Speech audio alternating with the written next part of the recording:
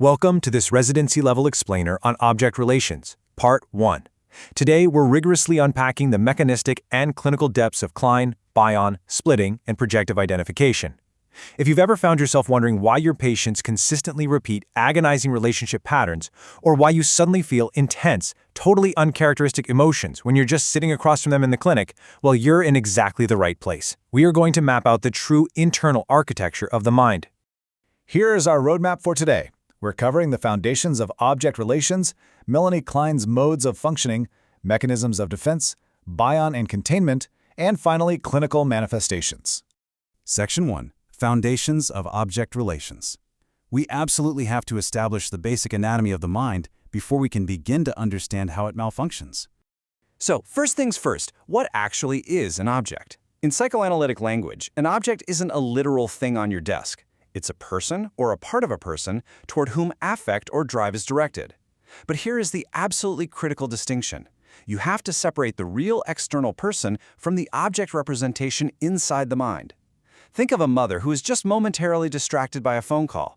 She is the real external person. But the infant might internalize her as actively hostile and rejecting. That internalized image? That is the object representation.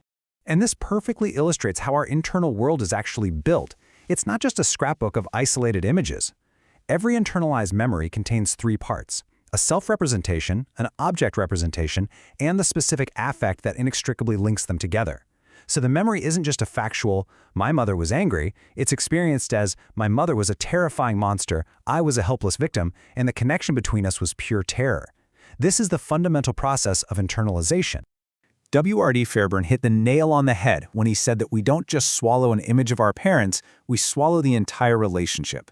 This explains exactly why past experiences never really die. They become these internalized interpersonal templates, deeply ingrained blueprints that we unconsciously force onto our current relationships, including, for sure, the relationship with a therapist. Section 2. Melanie Klein's Modes of Functioning. Let's look at how this builds into the infant's early primitive mental states. Klein divided early experience into two primary positions, the paranoid-schizoid position and the depressive position. But please do not think of these as childhood phases we simply outgrow and leave behind. They are active, lifelong modes of psychic functioning. They oscillate. Any adult, under enough stress or trauma, can instantly regress into these primitive modes of generating experience. In the paranoid-schizoid mode, the mind relies entirely on part objects.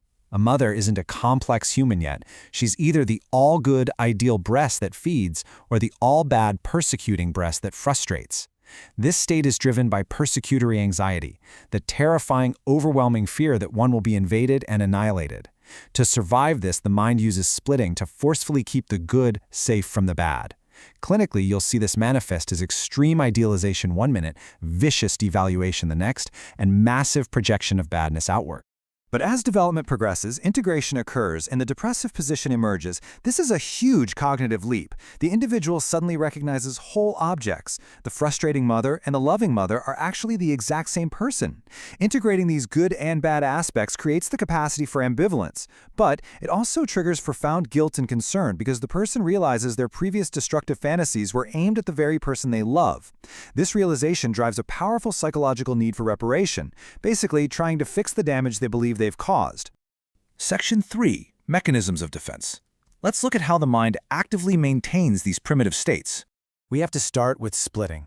Splitting acts as the fundamental psychological partition.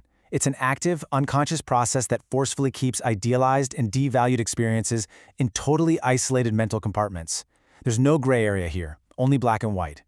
If the good and bad were to touch, the persecutory anxiety tells the patient that the bad will completely destroy the good.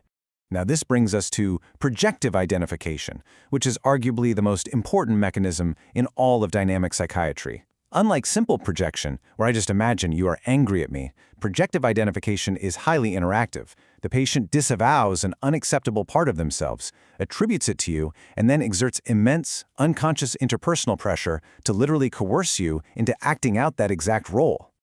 Think about the exact moment this transfer happens. The patient cannot tolerate their bad internal objects, so they forcefully project it into the clinician. Suddenly, the clinician starts to feel emotions that aren't actually theirs. They are experiencing the patient's split-off internal world in real time. Section 4. Bion and Containment. Wilfred Bion took these concepts and revolutionized how we look at them. Thomas Ogden beautifully mapped out how this actually flows in a strict three-step sequence. First, the self projects an unbearable affect into the other. Second, the other absorbs it, counter-identifies with it, and actually experiences that affect. Finally, the other processes and modifies this material, returning it in a tolerable form, which the self then safely reintrojects. Bion shifted the entire paradigm here by recognizing that projective identification isn't just a hostile defense mechanism.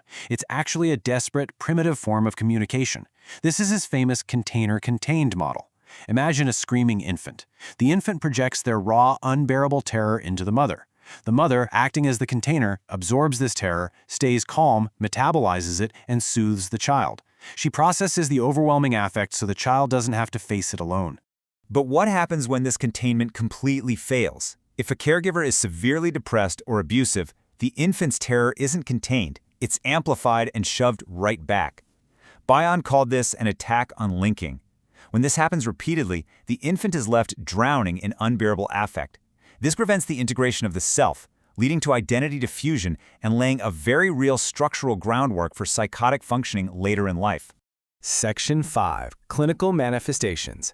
Let's make this concrete and see how these intrapsychic mechanisms show up across different clinical settings. Take borderline personality disorder. The intrapsychic mechanism here often involves a patient trapped in what we call psychic equivalence, where their internal fears feel like literal external reality. They have a hypervigilant affect linking a persecuting object to a victimized self. For example, a patient might project their own hostile, alien self onto you, the therapist. They genuinely experience themselves as the totally helpless victim while treating you as a vicious persecutor. The clinical implication? You have to manage your countertransference. You are being heavily pressured to act aggressively. Recognizing this is what prevents you from retaliating, allowing you to be the container they never had. We see a fascinating variation of this in couples therapy. The mechanism here is often mutual projective identification. Partners unconsciously select each other to repeat their unresolved internal splits. Imagine a husband who projects his rejecting or anti-libidinal internal object onto his wife. If he was babied by his mother, he might unconsciously act incredibly childish, actively coercing his wife into a frustrated, nagging motherly response.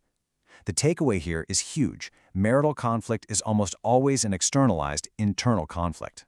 This dynamic also completely shapes the general doctor-patient relationship through transference and objective countertransference. Think about a child psychiatrist treating a severely abused child who suddenly, out of nowhere, starts feeling irrational anger and impulses to actually abuse the child. The crucial clinical implication is recognizing that this induced feeling doesn't mean you are a bad doctor. It's actually vital diagnostic data. It means the patient is successfully projecting their internalized abuser directly into you. Finally, in psychosis, we see a complete failure of mentalization and a terrifying fusion of self and object boundaries. A patient might operate on a template of a wildly demanding self linked to a perfectly indulgent object, totally unable to tolerate normal reality. The clinical implication is that the therapist has to serve as a new object.